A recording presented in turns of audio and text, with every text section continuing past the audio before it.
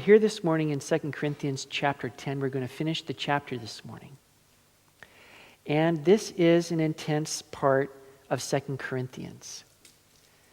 Because Paul is in a definite battle against what I suppose these gentlemen would refer to themselves as almost super apostles. And the church in Corinth has been dazzled by these guys. And Paul isn't. In fact, as far as Paul is concerned, they are dangerous fakes. Now, the church should have seen a difference. And instead, they're tending to view Paul as the fake, as the false apostle, because of what these guys are saying about Paul.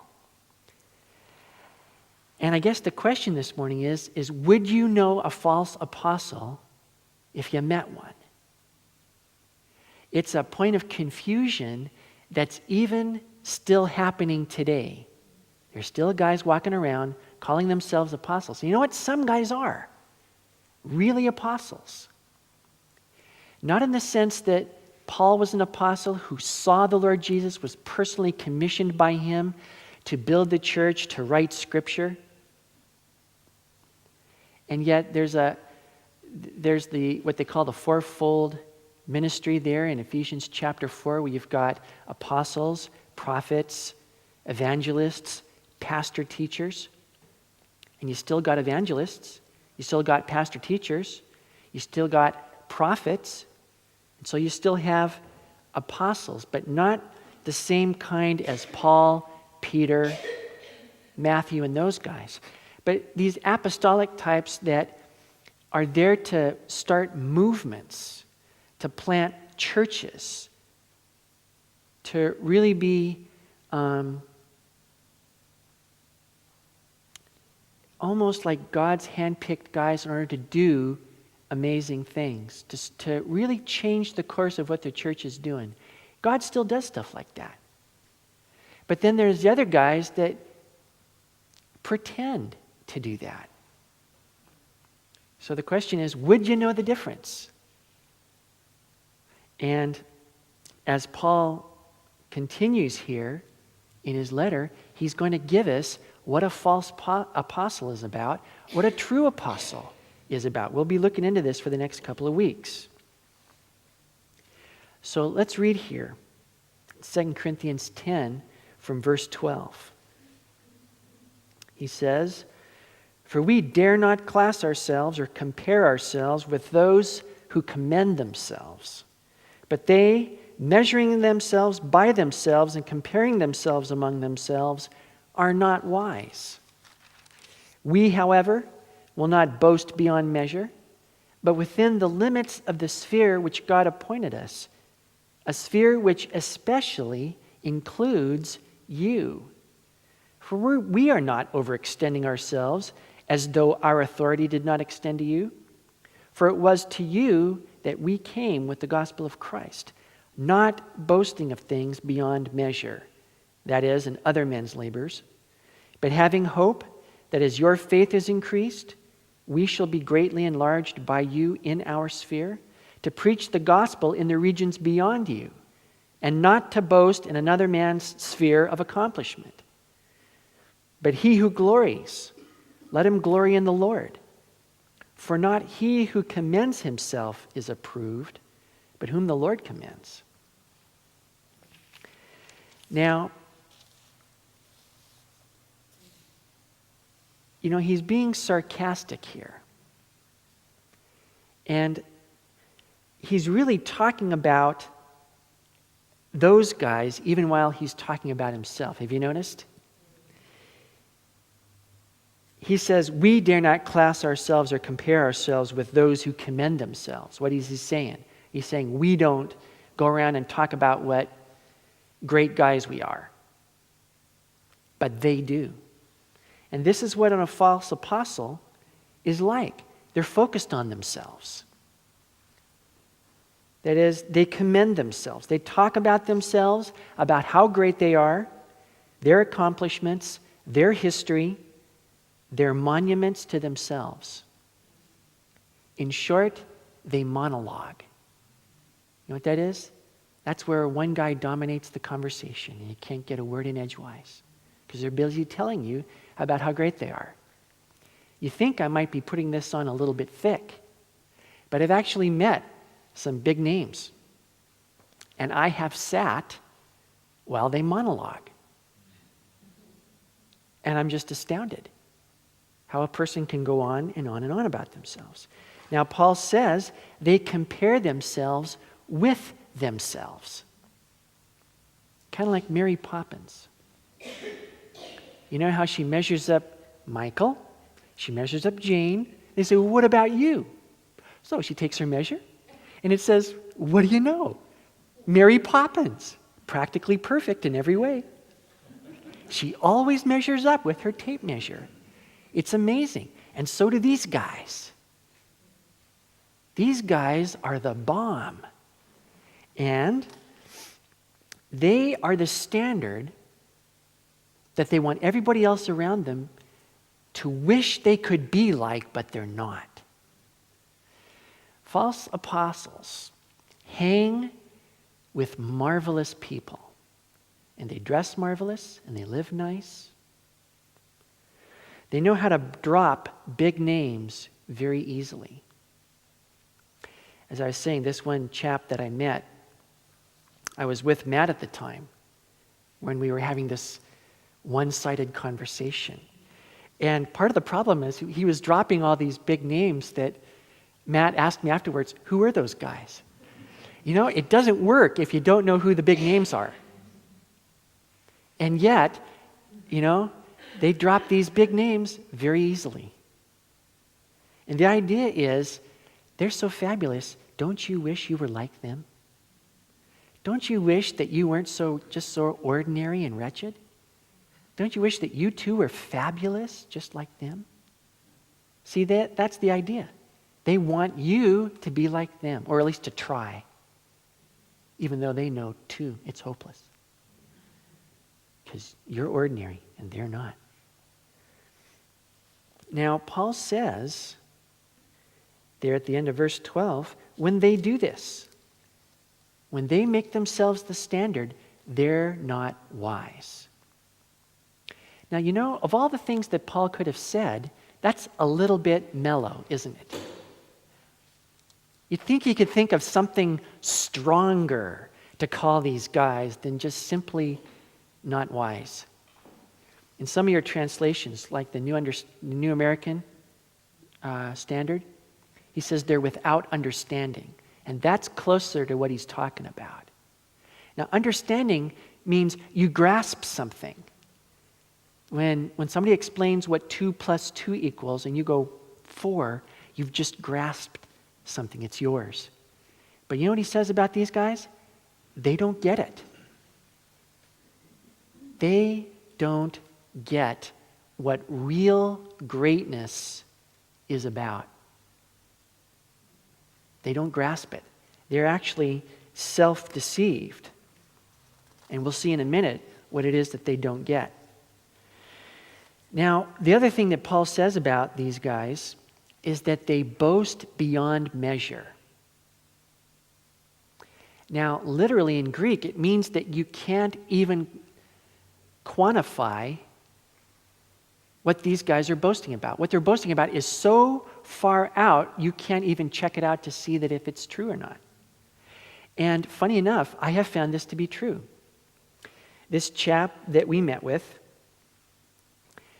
I realized at one point was telling us about the time that he saved Heathrow Airport twice by his prophetic gift. That he says, well, you know, no, I'm not going to call the Times. I'm going to call this guy. I think he works at Heathrow.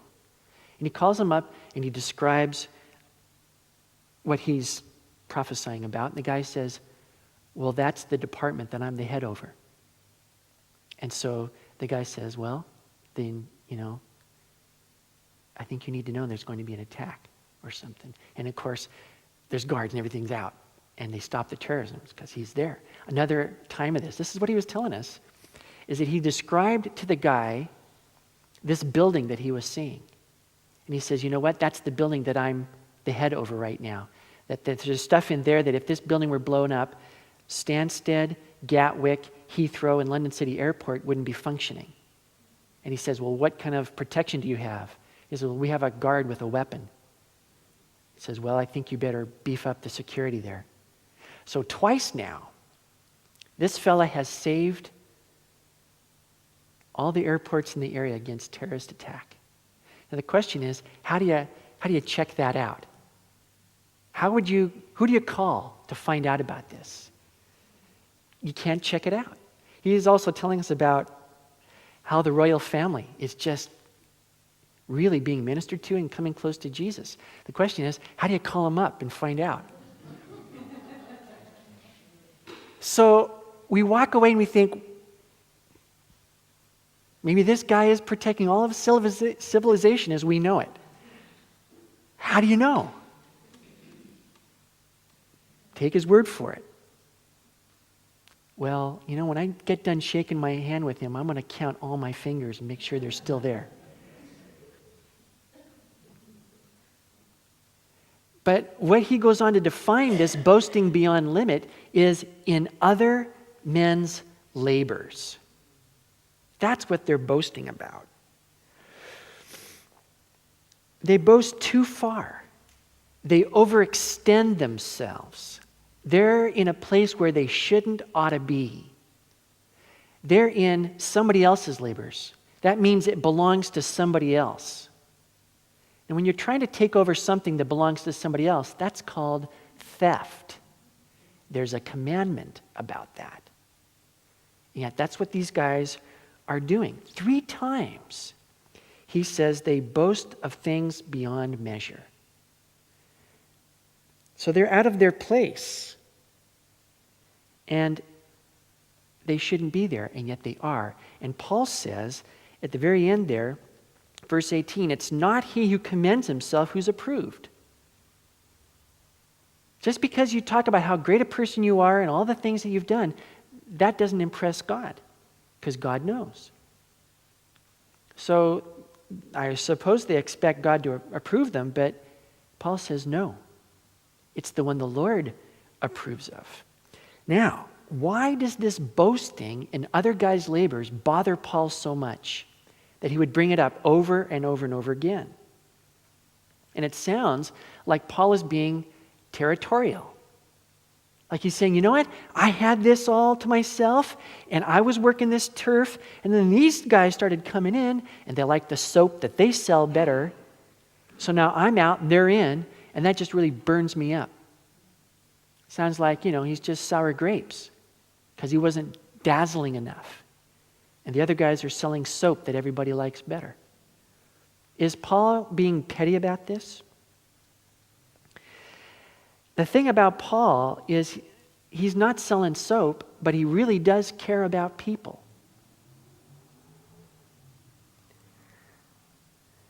These guys, these false apostles, their sphere, the area that they operate in, is really the law of Moses.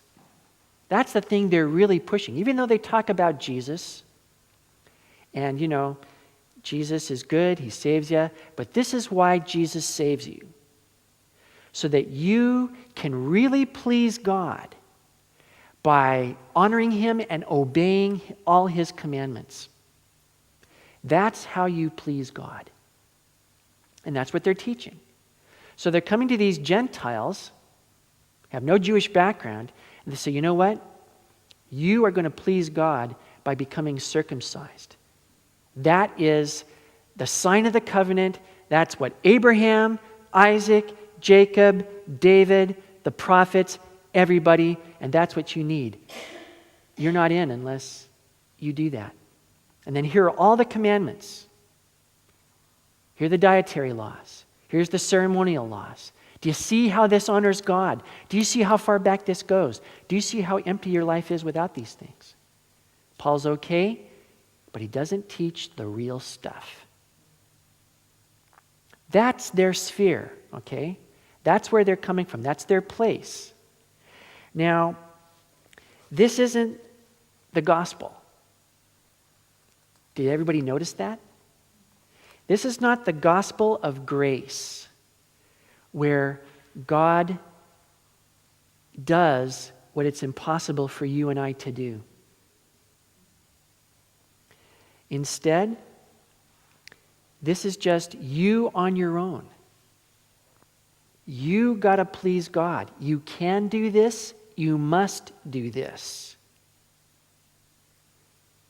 This is what you have to do. Now, here's the problem. I don't know if anybody's hearing the problem with this, but I'll tell you what happens when people start to do this. With the best of motives, really and honestly wanting to make God happy, I'm going to obey these laws. I'm going to show you, God, my devotion. I am going to just make you so happy that you picked to save me, you picked me. I'm just going to do my best. And here's what happens. Failure. And failure brings condemnation and cursing. Now, you know what? I cannot measure up. I cannot do these things. But you know what? Here's the other side of that law. Let's say you don't please God. Let's say instead of pleasing God, you displease Him. Where's the mercy?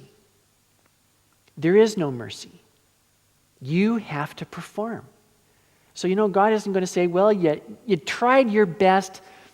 I'm going to give you a D- for effort. I'm not going to just send you to hell completely.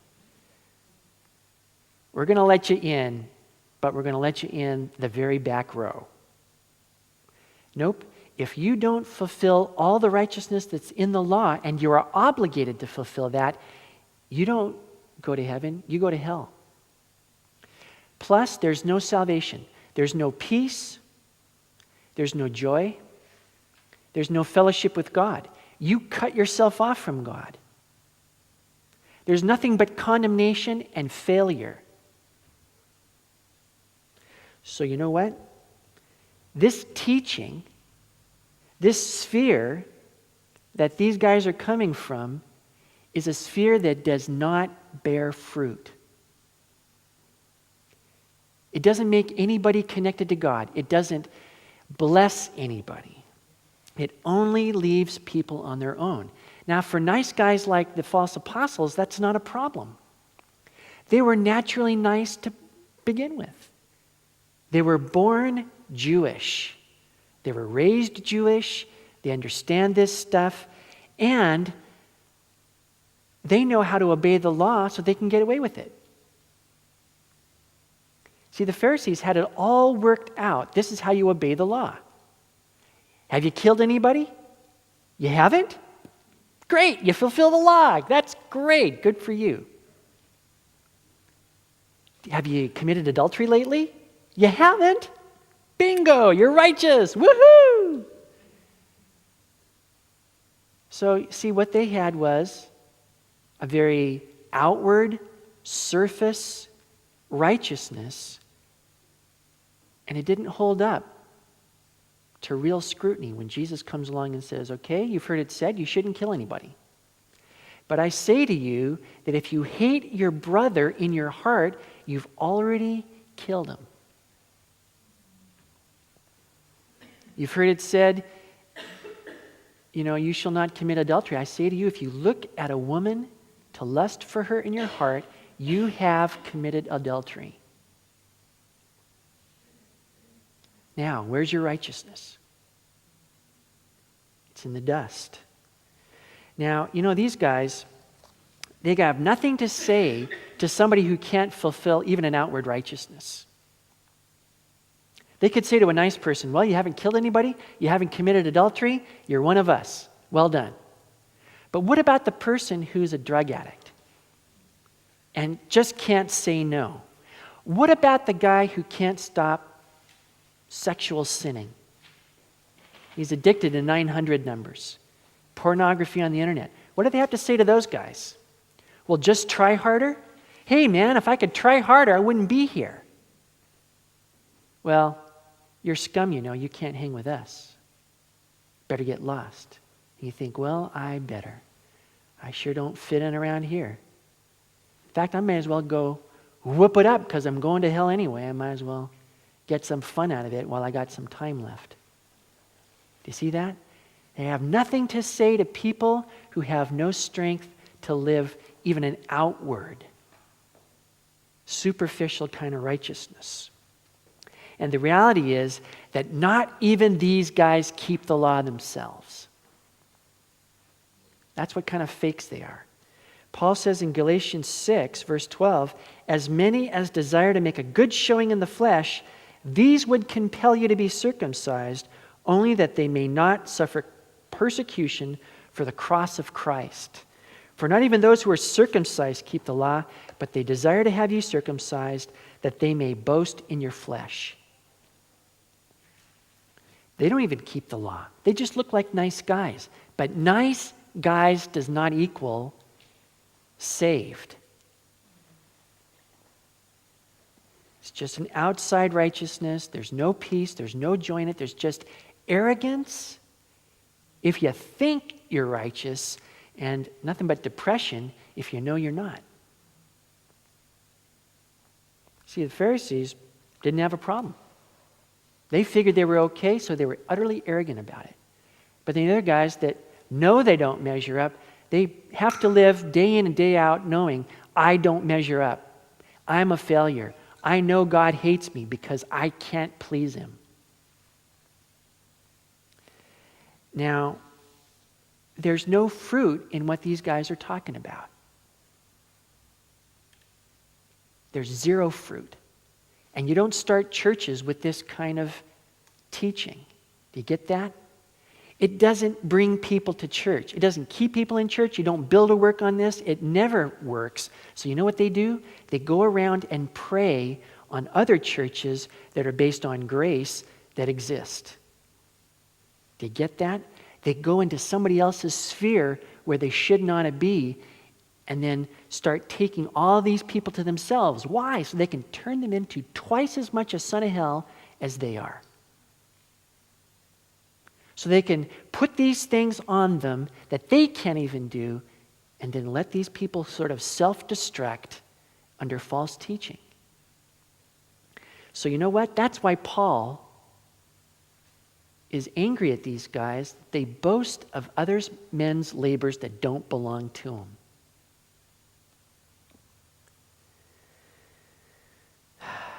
They're in a place they should not be. Now, a true apostle is somebody who's focused on Jesus. You know where Paul says here, we dare not class ourselves with those people who commend themselves? He's going to have to boast, and he'll get to it in chapter 12. But he really doesn't want to do this. Have you noticed? He says, if I have to boast, if you drive me to do this stupidity, I'll do it. But he doesn't want to. In fact, when he does start boasting, he's going to actually come out and say things that he's never told anybody. He's kept it all a secret. Now, why would Paul not want to talk about himself and what a great guy he is and what spiritual experiences he's had? Why would he just not even think about doing that? The reason is Paul knows the real standard of righteousness. That Jesus is the only begotten Son of God. That he alone has ever fulfilled all righteousness. And Jesus is Paul's righteousness. Nothing else. What is Paul in comparison to Jesus? Well, in 1 Timothy 1, verse 13, he says, I was formerly a blasphemer, a persecutor, and an insolent man. He used to hate Christians and he used to kill them because he thought that was real righteousness. I'm going to do God a favor. I'm going to rid his kingdom of these heretics. So because he's for God, he's going to kill Christians. Now he goes on to say there, he obtained mercy because he did it ignorantly in unbelief.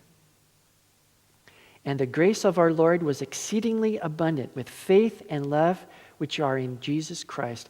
This is a faithful saying and worthy of all acceptance, that Christ Jesus came into the world to save sinners, of whom I am chief.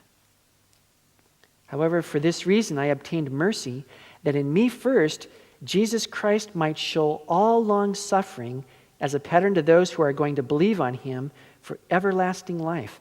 Now to the King eternal, immortal, invisible, to God who alone is wise, be honor and glory forever and ever. Amen. What am I in comparison to Jesus?